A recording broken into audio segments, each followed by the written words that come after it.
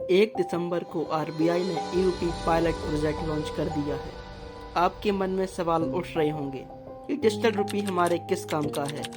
ये यूपीआई से कैसे अलग है? क्या मैं भी इसका इस्तेमाल कर सकता हूँ? और आखिरकार इसे क्यों बनाया गया है? ये बात है सन 2008 की। संतोशी नाकामोटो द्वारा दिए गए ब्लॉकचेन कंसेंसस से बिटकॉइन क्रिप्टो करेंसी का जन्म होता है, जिसके डिजिटल वर्ल्ड में कदम रखते ही सारी फाइनेंशियल इंस्टीट्यूशन यूजलेस नजर आने लगती हैं। क्रिप्टो करेंसी, फिर चाहे वो बिटकॉइन, इथेरियम, कोई और हो, सभी में कुछ ऐसी समस्याएं हैं जो हर देश के लिए खतरनाक है। क्रिप्टो करेंसी की मदद से साल 2021 में ही $8.6 बिलियन का अमाउंट ब्लैक मनी से व्हाइट मनी इंडिया में कन्वर्ट कर लिया गया। ब्लॉकचेन एक ऐसा प्लेटफॉर्म है जहां पर कोई भी ट्रांजैक्शन कर सकता है बिना ट्रैक हुए, बड़ी से बड़ी अमाउंट। इसमें किसी बैंक अकाउंट की जरूरत होती ही नहीं है। आपका इसमें सिर्फ वॉलेट होता है।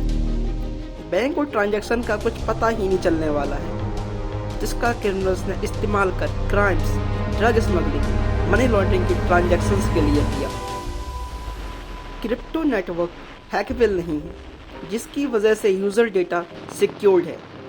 मगर क्रिप्टो वॉलेट का अगर आप पासवर्ड भूले तो आपका अकाउंट रिकवर नहीं हो सकता। मतलब आपके वॉलेट में पड़ा सारा पैसा काम से गया। क्रिप्टो ट्रांजैक्शन में बैंक का कोई काम ही नहीं है। क्रिप्टो नेटवर्क अपने आप में ही ऑटोमेटेड नेटवर्क है। इसे चलाने के लिए किसी की जरूरत नहीं है। क्रिप्टो माइनर, जो कि दुनिया के किसी भी कोने से हो सकते हैं, ट्रांजैक्शन वेरीफाई कर अपना कमीशन क्रिप्टो वॉलेट में पा जाते हैं। बैंक्स का अगर कस्टमर्स इस्तेमाल ही नहीं करेंगे तो बहुत जल्द बैंकरप्सी कगार पर आ जाएंगे। ये क्रिप्टो किसी भी देश की इकोनॉमी और बैंकिंग सिस्टम को बर्बाद करने के लिए काफ़ी है, जिसकी वजह से क्रिप्टो करेंसी लीगल करेंसी नहीं है, जिससे आप day to day detail transaction, cross border transaction settlement के लिए इस्तेमाल नहीं कर सकते।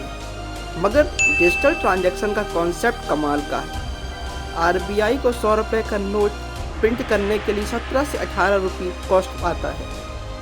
अंदाज़ा लगा सकते हैं हर साल कितना पैसा एक्सपेंस हो जाता होगा। आरबीआई की इस रिपोर्ट के हिसाब से जुलाई 2022 तक 105 देश सेंट्रल बैंक डिजिटल करेंसी की डेवलपमेंटल फेज में है और कुछ लॉन्च भी कर चुके हैं। इंडिया भी अब इस रेस में शामिल हो गया है। आरबीआई ने 1 दिसंबर को ई-रूपी पायलट प्रोजेक्ट लॉन्च कर दिया। आरबीआई ने कुछ बैंक्स जैसे state bank of India, ICICI bank, yes bank और आईडीएफसी फर्स्ट बैंक के कस्टमर्स एंड मर्चेंट्स के लिए मुंबई, न्यू दिल्ली, बेंगलुरु में ई-रूपी पायलट लॉन्च किया है।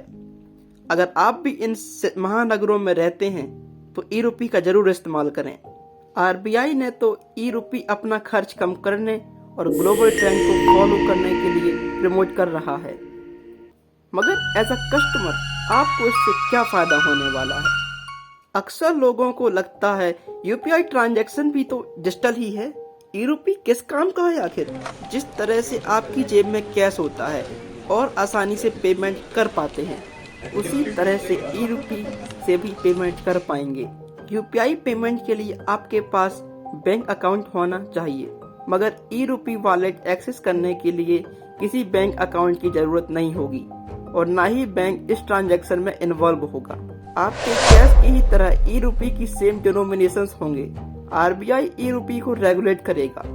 एक्सपर्ट्स के अनुसार जब तक आपके मोबाइल में इंटरनेट नहीं, तब तक आप पेमेंट नहीं कर पाते हैं।